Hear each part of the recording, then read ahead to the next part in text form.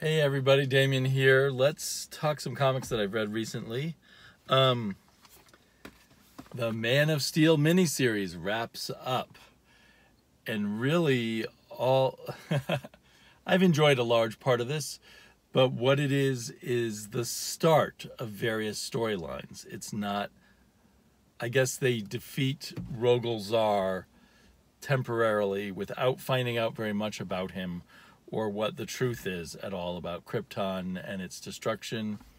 So this issue is the start of Supergirl's quest to find out more about that. That's going to go off in Supergirl's comic. It's the start of the mystery of maybe Superman's. So there's a lot of spoilers here.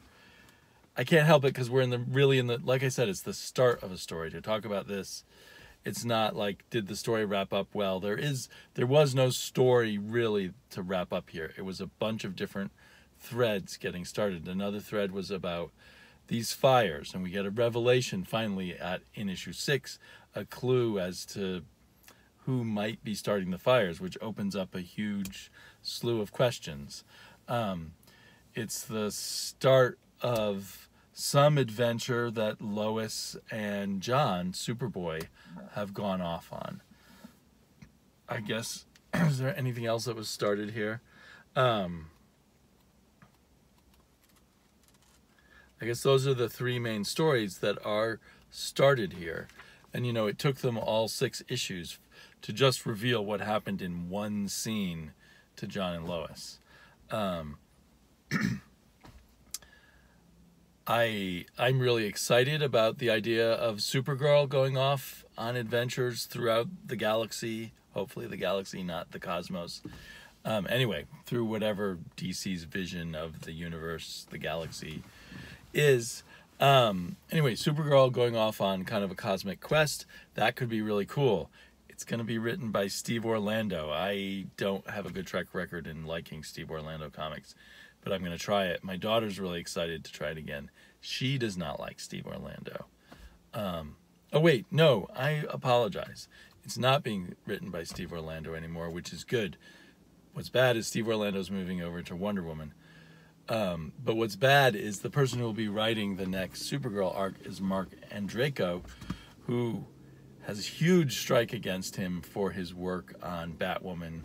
And he's since then done kind of hack work on Supergirl comics that were digital first, based on the Supergirl TV show. And I think he did, or no, maybe that was Sterling Gates. What he did was, I'm sorry, I've got all my facts confused today. What Mark Andreyko has done recently is Wonder Woman 77 comics, digitally direct. Anyway, so I kind of view him to be kind of a hack, but maybe apparently he's done some great Manhunter work at some point in the past. Maybe he'll be inspired when he goes off to do Supergirl. Anyway, that's an intriguing thread. It's also very intriguing thinking of Lois and John off in adventures in outer space. So 2 different sets of adventures in outer space.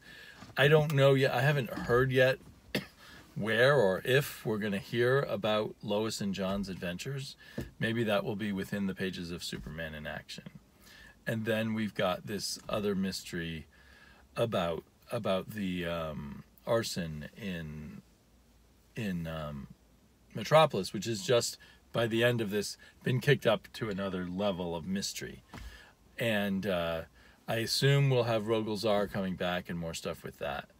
So most of these are threads that aren't going to be resolved anytime soon, I think. Because I think we're going to move on to other things going on in Superman's world just based on things I've seen. Like that, it looks like in upcoming issues I've seen stuff about the Phantom Zone and Earth, or another planet in the Phantom Zone. So anyway, I haven't done a video about it yet, but the overblown hype over Batman 50 has me very cynical about other stuff, so that all of these very long-term threads in Superman make me nervous. I'd like to see proof of concept, so to speak, with some good, short, solid stories. I'm not going to get that. by the end of Man of Steel 6, I've fallen back to feeling I liked it when Tomasi and Jurgens and Patrick Gleason were the main writers handling the Superman world. I don't see anything here that's an improvement. I see stuff that confuses me, like about Jor-El and his apparent power over John, a 10-year-old boy, I believe, unless he's turned 11 maybe, but not that far off in age from my own daughter. And there was just a lot in this, and their feeling that they could not stop John from going off with Jor-El and that kind of thing that I just didn't get.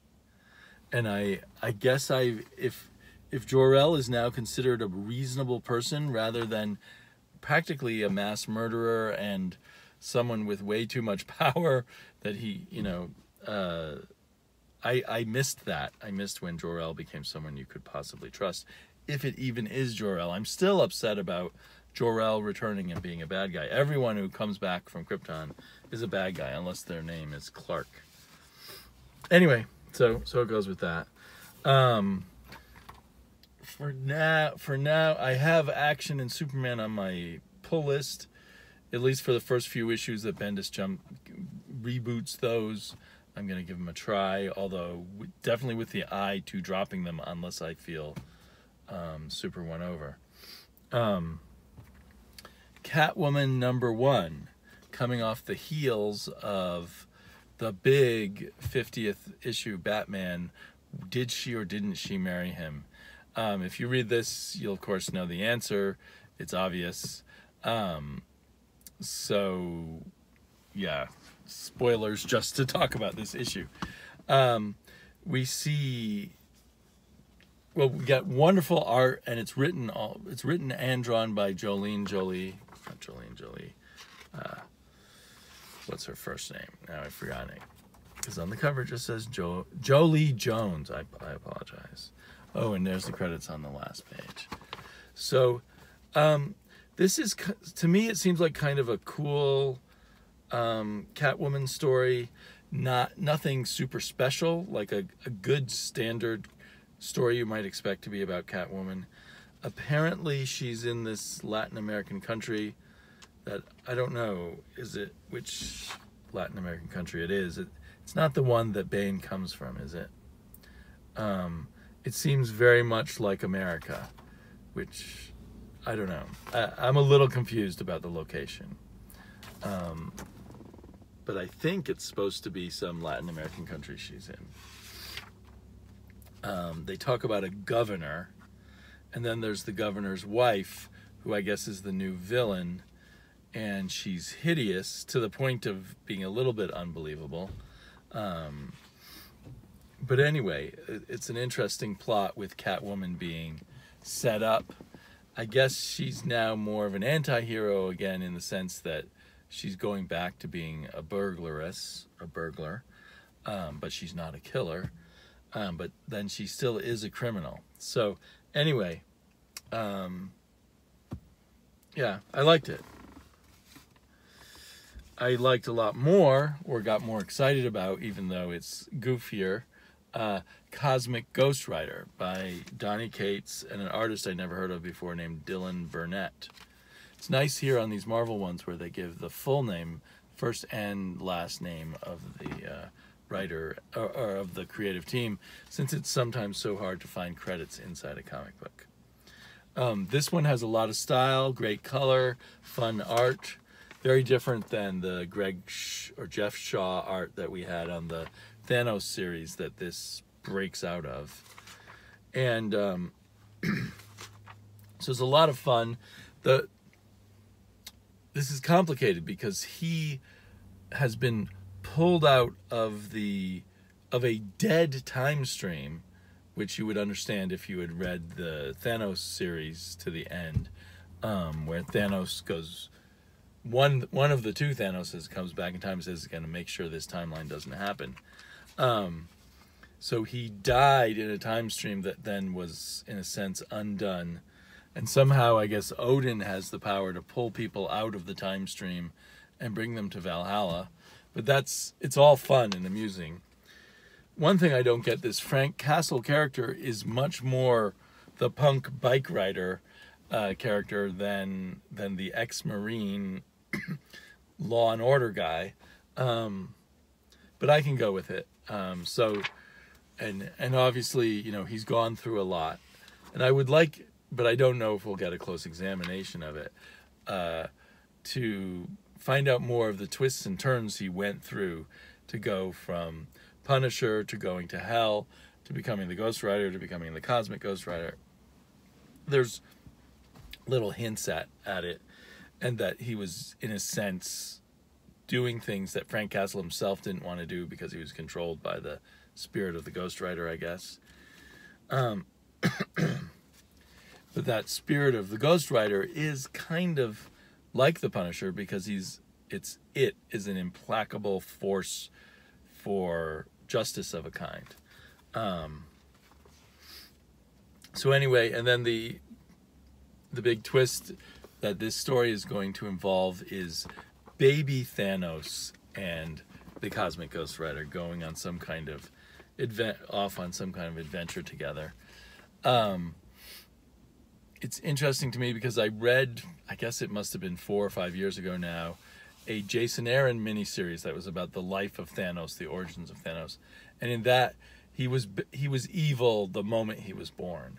In this, the revelation is Ghost Rider realizes he can't kill him because he's not evil yet, and so that's why he decides to take the baby with him, to somehow, I don't know, change the course of history. Odin is extremely powerful in here. I guess he can pluck people from one timeline and put them anywhere else throughout the history of the universe that they want to go, or in this case, because he gave Frank Castle the choice of where to go. So anyway, fun, interesting stuff.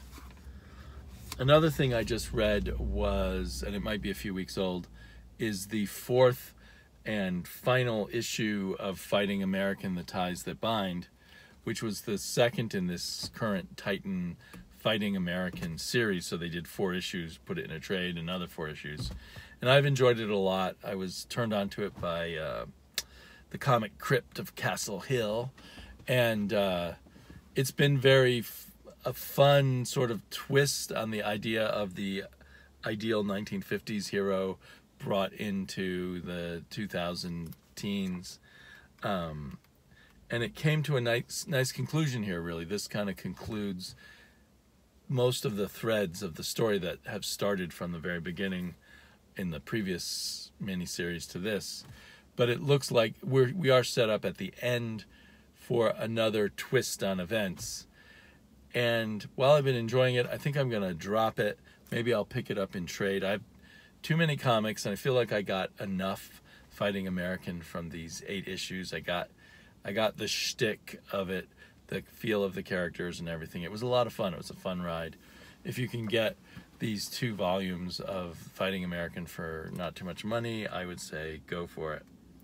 And probably the next 4-issue arc will be good, but I'm ready to take a break from the Fighting American. I also read The Terrifics, which is still fun on a low-key way. It should be much better, being written by Jeff Lemire, kind of playing with the ideas of the Fantastic Four, and it's all in there. You can see it, but somehow it's not clicking in a big way. One thing is, it's kind of there's a number of pages kind of just giving us character beats while the characters have some downtime, and I feel like and it's very Fantastic Four-like in a number of ways, but I feel like if it had been in the old Kirby Lee Fantastic Four, it still would have started with some kind of big scene, even if it's a big scene of them goofing off in the Baxter Building, or in this case the Terrific headquarters, or whatever they call it. But here it's just low-key introspection, and then in the middle of the issue, pretty much literally suddenly an alert goes off, and then we go into action. And so maybe if for Jeff Lemire and his co-creators, if they're trying to do a throwback to these old kind of stories, they need to look more at the structure of the story. They've kind of looked at the characters of the story and the emotions of the story, but not played with what made the structure of those kinds of stories exciting. I also finally read Skyward 3, continue to enjoy it, not really a lot to say there. I heard this has already been optioned for a movie or a TV show. I hope that doesn't mean it'll affect the trajectory of this comic. And Paper Girls 22, another fun issue to read. I don't feel like I have anything new to say about Paper Girls. I can see a few clues as to how things might sort of wrap up, possibly, to give everyone a happy ending. Whether Brian K. Vaughan intends this as the kind of book that should head towards a happy ending with everything clearly wrapped up, but I could see how they could do it. And I think I'd prefer it that way, given that our protagonists all being like 12 or 13-year-old girls, and just the tone of it. I just want them to have a happy ending, and I want all of this to be wrapped up and everything maybe to be kind of reset at the end with them back as Paper Girls in 1984 or 83 or wherever it is they were. 86, I think maybe it was. But it's still a fun ride with, to me, great art, kind of style, interesting stylized art that that maybe is a little different from what Cliff Chiang has done before when he was working in the mainstream. Anyway, I did read Batman 50, that I have watched some people's videos and then I reread it. Part of me feels like I need to maybe reread one or two of the issues before it, but that would all be in service of complaining about it. So I probably will do a video complaining about it in a bit if I have time. But I thought I'd toss out these other comic book thoughts first. Talk to y'all later. Bye-bye.